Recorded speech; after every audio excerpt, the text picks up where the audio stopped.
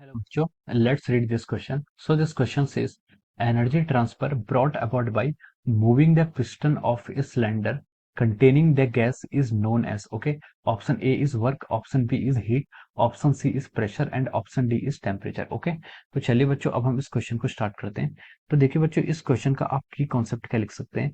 The key concept of this question इस question में हमसे बोला गया कि एनर्जी ट्रांसफर हम जो करते हैं brought by moving the piston of a cylinder containing the gas. ठीक है, अगर आप पर कोई पिस्टन है उस पर क्या है गैस कंटेन कर रही है। ठीक है, अगर कोई आपका कंटेनर है, कंटेनर के अंदर गैस है और आप पिस्टन को मूव कराने से जो एनर्जी ट्रांसफर का जो मोड है उसे हम क्या कहते हैं। ठीक है, तो देखिए इस क्वेश्चन का आप की कॉन्सेप्ट क्या लिख सकते हैं, work. Work is the key concept of this question. क्यों वर्क क्यों है सर? देखिए वर्क क्या होता है आपका, वर्क होता है आपका फोर्स इंटू डिस्प्लेसमेंट। ठीक है, वर्क को ऐसे आप डिफाइन करते हैं आपका फोर्स इंटू डिस्प्लेसमेंट। ठीक है, एफ डॉट एक्स या फिर डीएक्स कर लीजिए। डीएक्स मतलब छोटा सा जो वर्क करवा रहे हैं। ठीक है, डिस्प्लेसमेंट छोटा है। In the case of thermodynamics के केस में हम लिटिल डिस्प्लेसमेंट को स्टडी करते हैं। ठीक है, तो ये क्या हो जाता है आपका फोर्स। ठीक है, अब देखिए इसमें फोर्स कैसा लगता है। मान लीजिए आपका कोई पिस्टन है, पिस्टन आपका ये आपका कोई पिस्टन है। ठीक है, ये आपका कोई कंटेनर, कंटेनर के अंदर आपकी बहुत सारी ऐसे गैसेस हैं।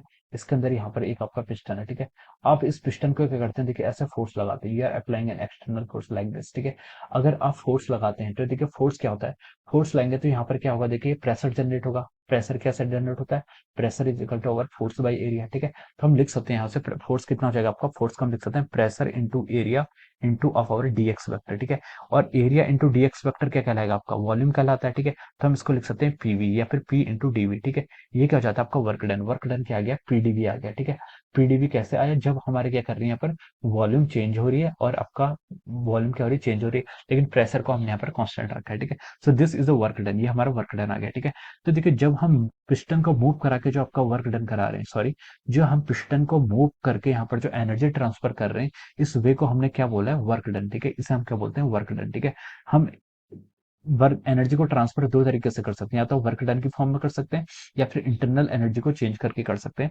From the first law of thermodynamics. ठीक है, तो ये आपके दो तरीके होते हैं। ठीक है, अब चलिए अब हम ऑप्शंस पर मूव करते हैं। ऑप्शन में देखिए उसने पहला बोला है कि वर्क डन। ठीक है, energy transfer brought by moving the piston of cylinder. ठीक है, पिस्टन को मूव कर रहे हैं, डिस्प्लेसमेंट कर रहे हैं, डिस्प्लेसमेंट करेंगे तो आपका वर्क डन होगा। ठीक है, तो आप बोल सकते हैं कि आपका work done, this is the right answer. ठीक है, सेकंड उसने बोला कि आपका हीट। ठीक है, कंटेनिंग द गैस। ठीक है, उसने बोला कि energy transfer about the moving the piston of a cylinder containing gas is called heat. ठीक है, ये ऑप्शन आपके हो जाएगा रॉन्ग हो जाएगा। ठीक है, पिस्टन को मूव करा के हम हीट के थ्रू तो वर्क डन नहीं करा रहे हैं। ठीक है, सी उसने बोला कि ये आपका एक्सटर्नल वर्क हो जाएगा। ठीक है, सी उसने बोला कि आपका प्रेशर। ठीक है, प्रेशर और एनर्जी की तो यूनिट ही सेम ही होती है, तो हम डायमेंशन से ही बोल सकते हैं कि सी ऑप्शन आपका रॉन्ग हो जाएगा।